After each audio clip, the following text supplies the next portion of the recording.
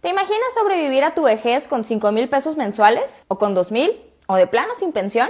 El presidente de la Coparmex dijo que solo 1 de cada 4 mexicanos que empezaron a cotizar después del 97 tendrán acceso a una pensión y que quienes sí la reciban tienen pocas probabilidades de que les alcance para una vejez digna. ¿Pero esto es cierto? ¿Por qué sucede? ¿Cómo funciona el sistema? ¿Y cuánto puedes aspirar a recibir? Te explico. De acuerdo con un diagnóstico de la CONSAR, solo 25% de las personas que cotizan actualmente logrará cumplir con las 1,250 semanas que se requieren para obtener una pensión. Y de este pequeño universo, 17% tendrá tan pocos ahorros que aunque completen los otros requisitos, no les bastarán para tramitarla.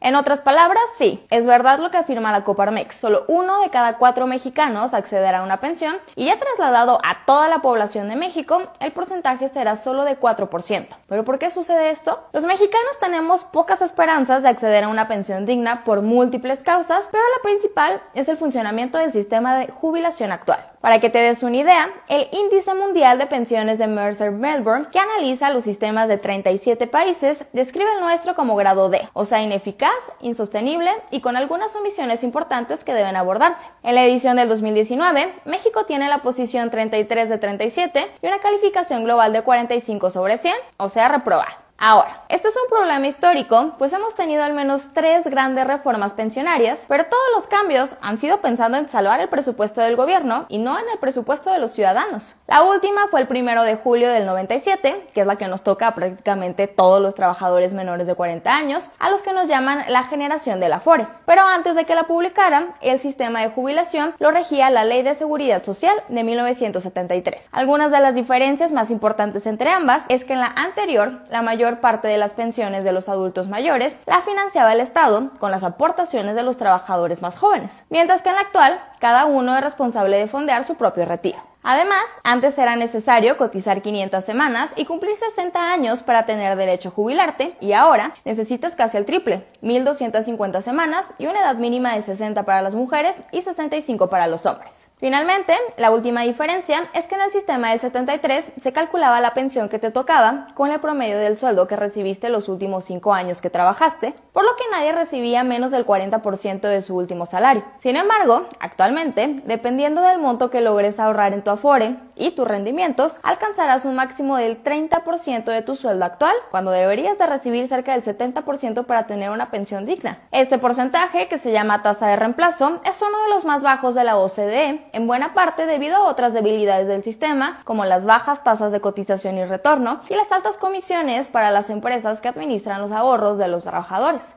Entonces, quizá te preguntes, ¿qué significan estas condiciones para mí y para mi futura pensión? Hay 2 posibles escenarios y ambos son preocupantes. El primero es si empezaste a cotizar en el modelo del 73 y cuando tenías alrededor de 40 te cambiaste al del 97 y por eso ahora estás por cumplir los 65. Si este es tu caso, tienes que saber que buena parte de las personas en tu situación no podrán acceder a una pensión cuando se jubilen porque no alcanzaron a cotizar las 1,250 semanas necesarias. En concreto, de los primeros 40,000 mexicanos de la generación Afore que cumplirán 65 años en el 2021, 28,000 no tendrán ese beneficio y esa cifra aumentará a 500,000 en el 2026. Si estás entre ellos, la única alternativa que tienes es retirar tu dinero, pero te cobrarán entre el 20 y 30% de impuestos, lo que significa que si ahorraste, por ejemplo, 100,000 pesos, solo te entregarán 80,000 y tendrás que administrarlos bien para sobrevivir el resto de tu vida. El escenario 2 es que seas de los que empezamos a cotizar después del 1 de julio del 97, por lo que tienes entre 18 y 40 años aproximadamente.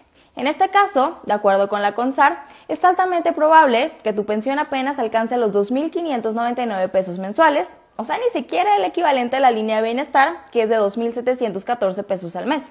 Y claro, eso suponiendo que tu Afore te ofrezca un rendimiento del 4% antes del cobro de comisiones y logres una densidad de cotización del 100%. O sea, que en 100 de cada 100 semanas que tuviste de actividad laboral hayas tenido un trabajo formal y cotizado en el IMSS en lugar de estar haciendo otras actividades. Otra proyección en este escenario es que, por ejemplo, ese rendimiento aumentará al 5% y adicionalmente tú guardarás durante toda tu vida el 5% de tu sueldo. Así podrías llegar a los 4,700 al mes o 5,900 ya con el apoyo de 1,200 pesos para adultos mayores que, según AMLO, será universal. ¿Te imaginas sobrevivir tu vejez con esa cantidad? Y bueno, aparte de las deficiencias en el sistema de jubilación, existen otros factores que también complican el acceso a una pensión digna. El primero es que los mexicanos tenemos un bajo nivel de ahorro para el retiro. Para empezar, la tasa de aportaciones al IMSS es de solo 6% del salario, mientras que el estándar mundial es del 15%. Aparte, el ahorro voluntario suma solo el 2% de los fondos manejados por las sociedades de inversión de las Afores, y según la encuesta, las y los mexicanos ante el retiro, la mitad de la población nunca ha ahorrado y el 38% solo lo hace ocasionalmente. El segundo es que el 52% de los mexicanos son trabajadores informales que no cotizan en el Seguro Social,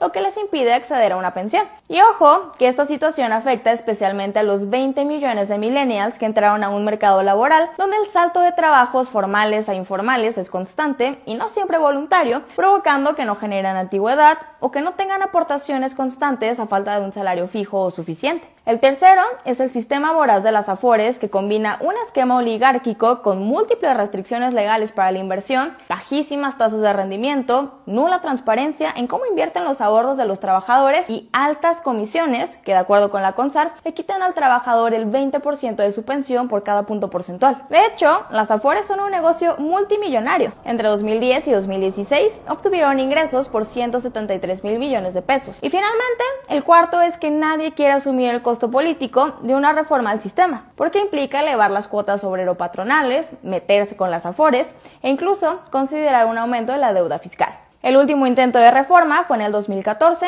y la iniciativa acabó congelada en el Senado porque dejaba sin resolver muchos asuntos clave, entre ellos la tasa de cotización. Y este sexenio, AMLO ha mencionado varias veces que quiere revisar el tema, especialmente en cuanto a los rendimientos de los trabajadores, pero hasta ahora no hay una propuesta concreta. En resumen, el pronóstico de la Coparmex, tan duro como suena, es verdad bajo las condiciones actuales. Y aunque la vejez nos parezca lejana a muchos, si no tomamos medidas ya, podríamos acabar formando parte de esos 3 de cada 4 mexicanos que no podrán acceder a una vejez digna. A fin de cuentas, el tema que está en juego no solo es la pensión, sino las condiciones de retiro de casi 3/4 partes de los mexicanos.